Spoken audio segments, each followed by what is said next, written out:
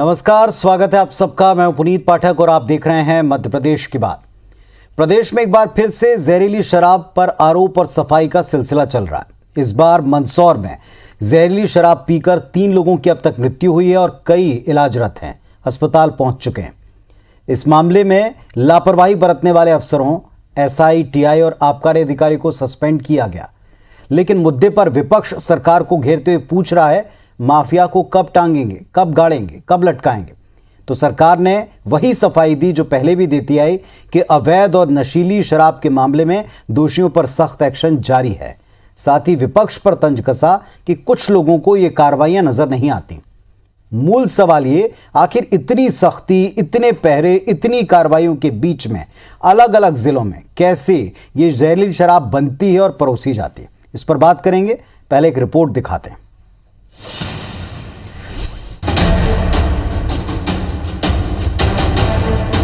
ये तस्वीरें आबकारी मंत्री जगदीश देवड़ा के विधानसभा क्षेत्र के खकराई गांव की हैं, जहां जहरीली शराब पीने से 3 लोगों की मौत हो गई। इन मौतों के तत्काल बाद टीआई, एसआई को लाइन हाजिर करने के साथ साथ न सिर्फ आबकारी निरीक्षक को निलंबित कर दिया गया, बल्कि अवैध शराब के ठिकानों पर कार्रवाई की गई। वैसे एक कार्रवाई होती उसके पहले इस पर सियासी रंग चढ़ चुका था। पूर्व मुख्यमंत्री कमलनाथ ने ट्वीट किया कि शिवराज सरकार में प्रदेश के उज्जैन, मुरैना, भिंड और ग्वालियर के बाद अब मंदसौर जिले के खकराई गांव में जहरीली शराब से 3 लोगों की मौत और कुछ लोगों की गंभीर हालत की खबर सामने आई है। प्रदेश के आबकारी मंत्री के क्षेत्र में ये स्थिति। पता नहीं शिवराज सरकार में माफिया कब गढ़ेंगे, कब टंगेंगे, कब लटकेंगे। माफियाओं के हौसले बुलंद है। मैं सरकार से मांग करता हूं कि इस पूरी घटना की उच्च स्तरीय जांच हो, पीड़ित परिवार को हर संभव मदद हो। शिवराज जी की पूर्व की घोषणा अनुसार दोषियों और जिम्मेदारों पर कड़ी से कड़ी कार्रवाई हो।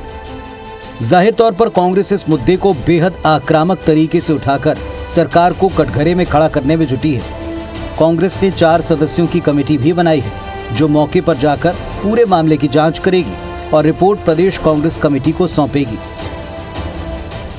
जो मंदसौर की घटना, जिसके अंदर शराब माफियाओं के द्वारा 3 निर्दोष लोगों की जानें ले ली गई। लगातार माफिया तंत्र हावी है और वो शराब माफिया जिसने सरकार खरीदी के लिए पैसा लगाया था, वो आज वसूली पे लगाए और सरकार उसके मूक दर्शक के रूप में और पुलिस कर्मचारी उसके कहीं ना कहीं अनुरक्षक के रूप में काम करे। आबकारी मंत्री के क्षेत्र में भी यदि इस तरह जहरीली शराब बिक रही है और उससे मौत हो रही लोगों की, तो निश्चित तौर पर यह बेहद गंभीर मामला है। आईजी और कलेक्टर के ऊपर कार्रवाई हो, आबकारी मंत्री को भी तत्काल हटाया जाना चाहिए, क्योंकि उनके क्षेत्र के अंदर जिनपे प्रदेश में अवैध शराब रोकने की जिम्मेदारी खुद उनके क्षेत्र में अवैध शराब बिक रही है। दूसरी तरफ सरकार भी तत्काल एक्शन में आई।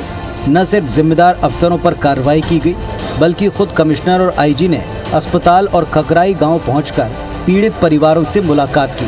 अपने क्षेत्र में हुई इस घटना के बाद विपक्ष के निशाने पर आए आबकारी मंत्री जगदीश देवड़ा ने इस पर पलटवार कर कहा कि अपराधी मंत्री का क्षेत्र देखकर अपराध नहीं करता, ये कहीं भी हो सकता है। जो कुछ प्रतिक्रिया में जो बोलते हैं, मुझे लगता है कि ये बहुत छोटी मानसिकता से बोलते हैं।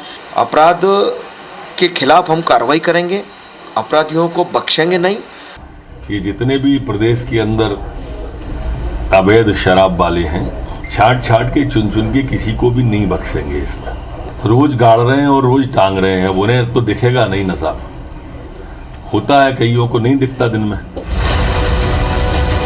दरअसल इस इलाके में अधिकारियों और शराब माफिया की मिली भगत से काफी समय से अवैध शराब की बिक्री की जा रही थी। तीनों मृतकों ने एक ही किराना दुकान से शराब ली थी, जिसे पीने के बाद उनकी मौत हो गई। वैसे भी पिछले 2 साल में जहरीली शराब से करीब 40 लोगों की जान जा चुकी है और हर बार इसे लेकर काफी बहस होती है, हो हल्ला मचता है, लेकिन कोई ठोस और बड़ी कार्रवाई सामने नहीं आती। मंदसौर में दीपक शर्मा के साथ विवेक पटैया, IBC 24 भोपाल। और इस मुद्दे पर बातचीत करने के लिए 2 बहुत ही गंभीर वक्ता नेता हमारे साथ में इस मंच पर जुड़ चुके हैं। संतोष गौतम साहब हैं, कांग्रेस पार्टी की तरफ से अपना पक्ष रखेंगे, और दुर्गेश केसवानी जी हैं, भारतीय जनता पार्टी से पक्ष रखेंगे। आप दोनों को नमस्कार, बहुत स्वागत है आपका इस चर्चा में। आपने, दुर्गेश केसवानी साहब, पूरी रिपोर्ट भी देखी होगी और दिन भर इस मुद्दे पर किस तरह आरोप लगे और क्या सफाई में कहा गया, ये भी सुना होगा। मूल प्रश्न यही है आम जनता के दिमाग में। अगर इतनी चौकसी है, इतनी निगरानी है, अलग अलग जिले हैं, उज्जैन में सामने आ चुका है, भिंड मुरैना के इलाके में सामने आ चुका है, और अब जिस इलाके मंदसौर में सामने आ चुका है, 40 से ज़्यादा मौतें अब तक इस मामले में पूरे 5-6 महीने 8 महीने के अंतराल में हो चुकी। इतनी सख्ती, इतनी मुस्तैदी है, फिर ये जहरीली शराब बन कैसे जाती है, बिक कैसे जाती है? मृत्यु के बाद ही समझ में क्यों आता है? क्यों ना माना जाए कि इसमें मिली भगत है?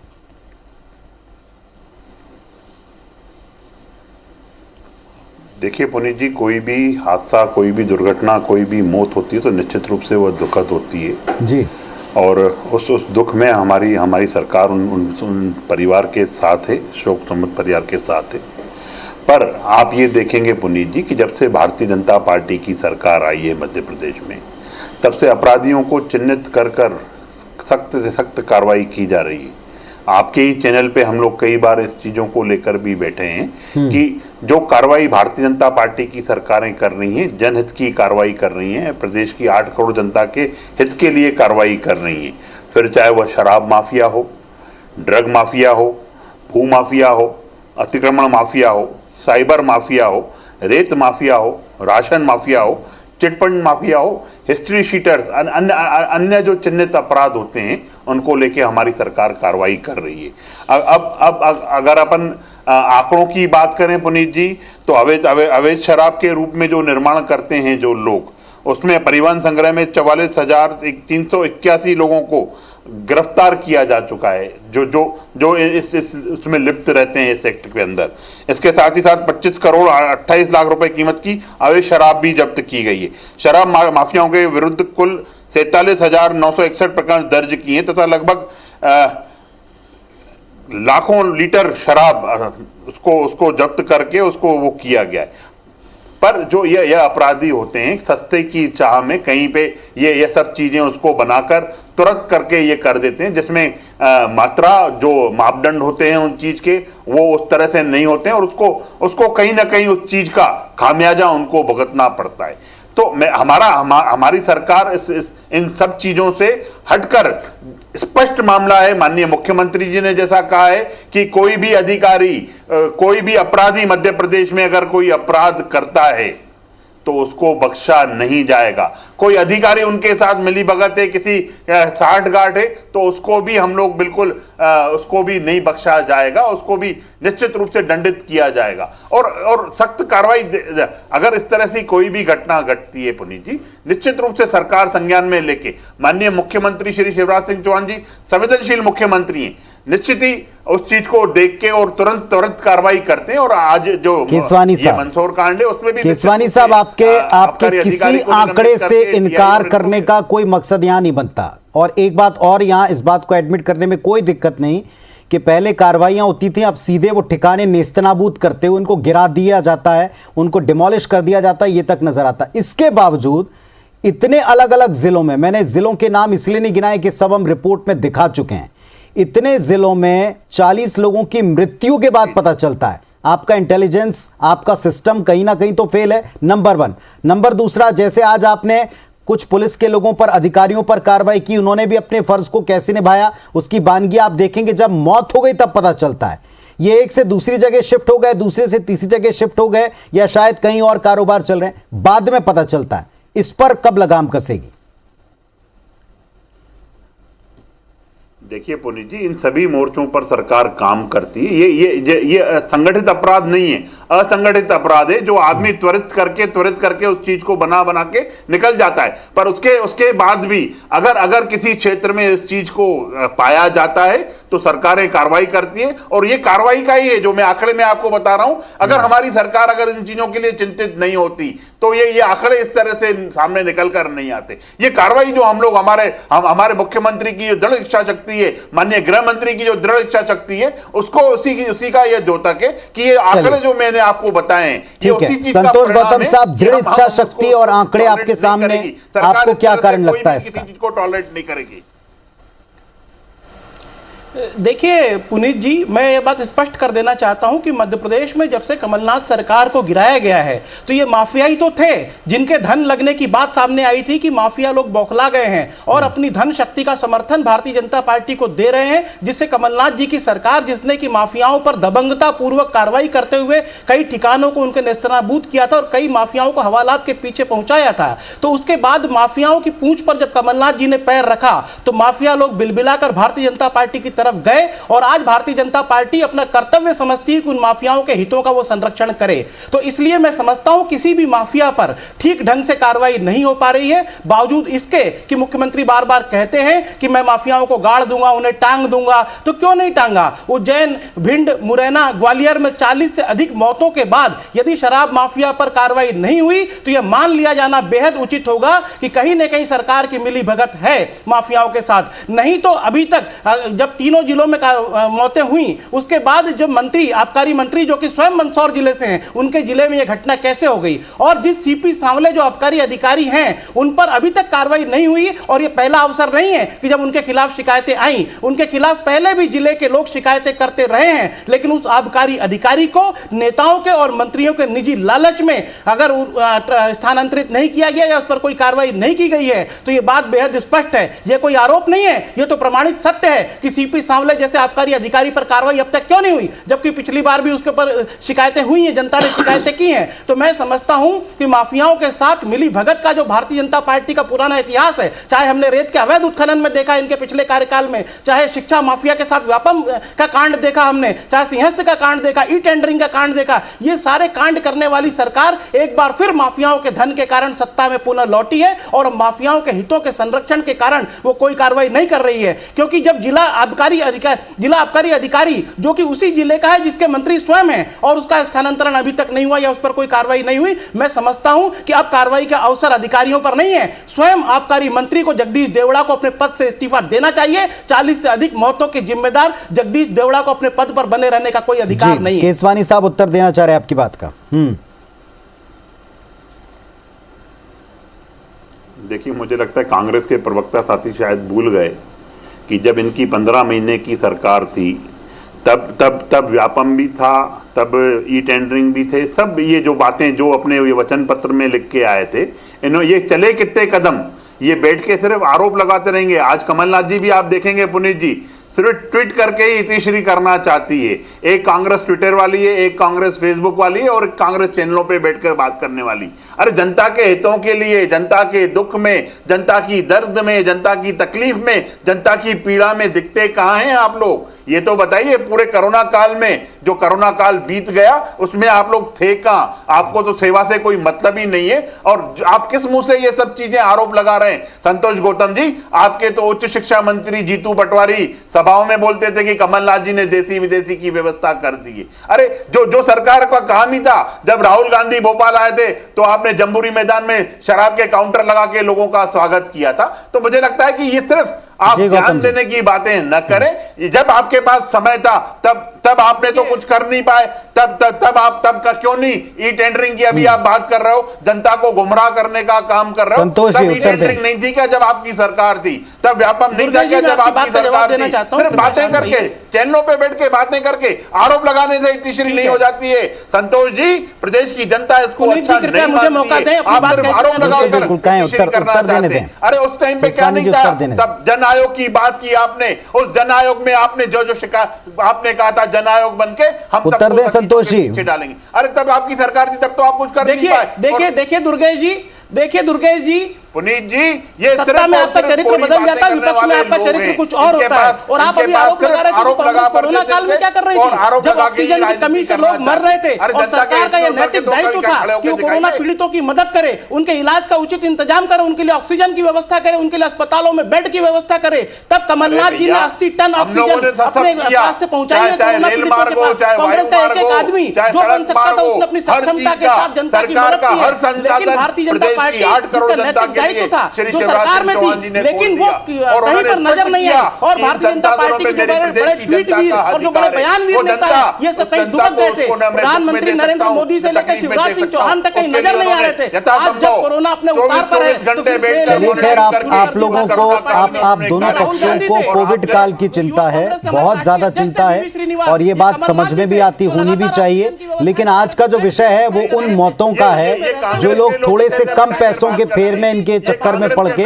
अपनी जान गंवाते हैं। कार्रवाइयां होती हैं, दिखती हैं, फिर असर क्यों नहीं होता, ये मूल सवाल है जनता का। दोनों पक्षों के उत्तर हम तर्कों के साथ सुन रहे हैं। संतोष गौतम साहब, अब विपक्ष के नेता के नाते सीधे जिम्मेदारी से आप बताएं, इतनी जगहों के ऊपर कार्रवाइयां हुई हैं, कई सारे ठिकाने गिराते हुए भी हम देखते हैं, अलग अलग जिलों में अलग अलग वक्त की घटनाएं हैं।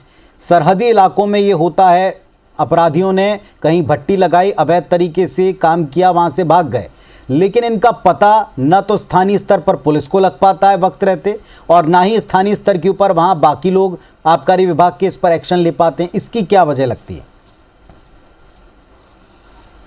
देखिए पुनीत जी, इंटेलिजेंस फेल्योर एक अलग चीज है, लेकिन यहाँ इंटेलिजेंस फेल्योर का मामला नहीं है। सवाल यह है कि इंटेलिजेंस फेल्योर यदि होता तो एक घटना के बाद प्रशासन जागता और पूरे मध्य प्रदेश के अंदर ऐसी घटनाओं की पुनरावृत्ति को रोका जा सकता था। जबकि पहले भी उज्जैन से लेकर ग्वालियर, भिंड, मुरैना में ये घटनाएं हुई, तब इंटेलिजेंस क्यों नहीं जागृत हुआ? कारण साफ है कि पूरी सरकार की मिली भगत इनके साथ नजर आती है। और अगर ऐसा नहीं होता, और अभी दुर्गेश जी जो एक बात कह रहे थे उसके बाद का मैं स्पष्टता से उदाहरण दे देना चाहता हूं। ये कह रहे थे कि ये व्यापम माफिया तो जब कमलनाथ जी की सरकार आई थी तब भी व्यापम कांड की जांच का मामला था, सिंहस्थ जांच कांड का मामला था। यही तो बात थी, जब जांच अपनी चरम पर थी और अपराधी सलाखों के पीछे जाने वाले थे, तब माफियाओं के साथ मिलकर हमारी सरकार को जिस तरह से गिराया गया वो पूरा प्रदेश जानता है। कमलनाथ सरकार ने जिस तरीके से इच्छा शक्ति दर्शाई थी वो भारतीय जनता पार्टी में नहीं है। 40 बहुमूल्य मौतों के बाद भी यदि प्रदेश का आबकारी मंत्री अपराध रोकने में नाकाम होता है और उनके जिले में 3 मौतें हो जाती हैं, तो मैं तो साफ कहता हूं कि अपराधियों के निलंबन अभी आप ये बोल रहे हो कि माफियाओं को संरक्षण दे रहे हैं, तो आप क्यों नहीं हाथ कंगन को आरती क्या, पढ़े लिखे को भारती क्या, क्यों नहीं आप अदालतों के दरवाजे खटखटा रहे हैं? अगर आपको आपके आरोपों में अगर दम दिख रहा है तो आपको किसने रोका है अदालतों में जाने के लेके? आपको किसने रोका है मीडिया के समक्ष जाके अपनी अपनी बातों को प्रूव करके दिखाइए? ये नहीं करेंगे। इनको जो समय टीवी चैनल पे मिल रहा है उसमें ये आरोप लगाकर इतनी करना चाहते हैं। जनहित से तो इनका पहले ही नहीं है। और ये किस मुंह से बातें कर रहे हैं चैनल पे बैठ के? इनके मंत्री ने आके मीडिया के समक्ष आके कहा था कि सबसे बड़े माफिया तो दिग्विजय सिंह जी हैं। वो इनका आज तक किसी चीज का खंडन नहीं आया। पुनीत जी, इससे ये साबित है कि ये लोग ही सरकार को, ये जो कांग्रेस की सरकार थी वो माफियाओं को संरक्षण केसवानी साहब, और उसी के लिए केसवानी साहब एक गंभीरता से सवाल, कोई आरोप वाला सवाल, आप मंशा रखते हैं इन पर एक्शन लेने की, समझ में आता है, प्रशासन के कटघरे में खड़ा होने की या मिली भगत की जो आरोप लगे हैं इनको बल ऐसे मिलता है। मैं बार बार ही सवाल पूरी गंभीरता और ईमानदारी से इसका जवाब चाहते हैं जनता की तरफ से कि जब आपके इलाके में किसी टीआई को, एसआई को, पुलिस टीम को, आबकारी टीम को ये पता है या संदिग्ध स्तर के ऊपर जब ये खबरें लग जाती हैं कि यहां पर इस तरह का अवैध कारोबार चल रहा है, अगर पता ही नहीं लग रहा तो आपका तंत्र क्या काम कर रहा है, फिर आप इसे चेक करें। और अगर पता लगने के बाद आप मौतों का इंतजार कर रहे हैं, आप बड़ी घटनाक्रम का इंतजार करें, क्योंकि हर जगह जहां मृत्यु इसके बाद इलाकों में पड़ताल दिखाई पड़ी है, फिर सफाई के लिए टीमें निकलती, तो ये मुस्तैदी पहले क्यों नहीं होती? किस बात का इंतजार करते हैं? इसीलिए मिलीभगत के आरोपों को बल मिलता है। और नुकसान तो सरकार को भी होता है, आबकारी विभाग को भी होता है, क्योंकि इनसे कोई आपको जाहिर तौर पर लाभ तो हो नहीं रहा। देखिए पुनीत जी, कहीं कोई मिलीभगत नहीं होती और कहीं अगर इस चीज की कोई पुष्टि होती भी है कि किसी अधिकारी ने मिलीभगत करके इस रैकेट को चलने दिया है तो निश्चित रूप से उसको भी तुरंत सस्पेंड किया जाता है, उसको भी बर्खास्त किया जाता है। लापरवाही मध्य प्रदेश की 8 करोड़ जनता के प्रति हम लोग जवाबदेही हैं। अगर कोई भी अधिकारी, कोई भी उनको कष्ट पहुंचता है जनता को, तो निश्चित रूप से उसके खिलाफ, क्योंकि हम लोग सेवा के भाव से राजनीति में आते हैं और जनता की सेवा करना यह हमारा दायित्व है। और उसी को लेकर हमारे माननीय मुख्यमंत्री जी सदैव से ये कहते हैं कि मैं अपने प्रदेश की 8 करोड़ जनता को भगवान के रूप में पूजता हूं। और निश्चित रूप से उस जनता को अगर कोई दुख देगा, कोई तकलीफ देगा, कोई दर्द देगा, तो निश्चित रूप से उसको बख्शा नहीं जाएगा। और अगर अगर कहीं शर्मनाक कहीं कुछ नहीं से हो सकता कि किसी लगातार मौतें हो रही हैं अगर और आप फेल्यूर कह रहे हो कि हम सेवा की राजनीति कर रहे हैं। कांग्रेस बार बार इस्तेमाल कर रही है, अगर कहीं अगर पे ऐसी किसी सेवा चीज की का राजनीति फेल्यूर करनी है होता तो है माफ तो वो कीजिए, भी ऐसी उसको भी राजनीति जांच छोड़ के दीजिए आप दायरे में लोग। लाके उसको भी पनिश किया जाता है। किसी को बख्शा नहीं जाता है यहाँ पे मध्य प्रदेश में, क्योंकि मध्य प्रदेश में संवेदनशील मुख्यमंत्री श्री शिवराज सिंह चौहान जी की सरकार है, संवेदनशील गृह मंत्री नरोत्तम मिश्रा जी हैं। तो आरोपियों को बिल्कुल निश्चित रूप से उनको उनके जो माफिया का फन है उसको कुचलने का कार्य मध्य प्रदेश में किया जा रहा है। कोई भी माफिया फन फैला नहीं पाएगा। अगर कमर तोड़ कार्रवाइयां जारी हैं, 100 की सीधी एक बात है, अगर कमर तोड़ कार्रवाइयां जारी हैं तो कमर टूटती क्यों नहीं? कहां से उनको इतना सपोर्ट, कहां से उनको इतना बल मिल रहा है, ये पता लगाना शासन स्तर पर और पुलिस के स्तर पर और आबकारी विभाग के स्तर पर कर लेना चाहिए। हर घटनाक्रम के बाद की मुस्तैदी अगर सतत दिखाई पड़े तो शायद ये मंशा जो आप जताते हैं मंचों पर, ये जमीन पर भी असर दिखाएगी। बहुत शुक्रिया फिलहाल आप दोनों का अपने अपने पक्ष रखने के लिए और अपनी बात रखने के लिए। धन्यवाद, नमस्कार।